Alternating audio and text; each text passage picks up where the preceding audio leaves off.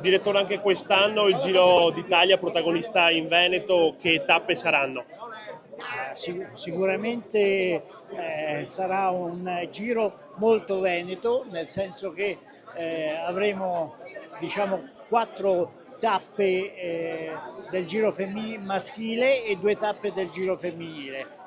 Percorreremo circa 750 km nel territorio della regione Veneto, il che significa avere molta promozione per il territorio.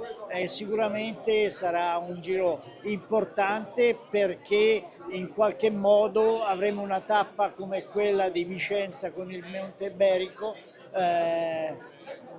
due volte il percorso, sarà una tappa importante, e poi l'altra tappa importante sarà quella di Asiago, che avrà come anticipo la scalata del Grampa dalla strada Cadorna, discesa su Feltre e l'altopiano dei Sette Comuni per l'arrivo ad Asiago. Sicuramente due tappe importanti, come saranno importanti anche quelle del Giro Women, e quindi ci sarà sicuramente tanto Veneto all'interno del Giro d'Italia di quest'anno.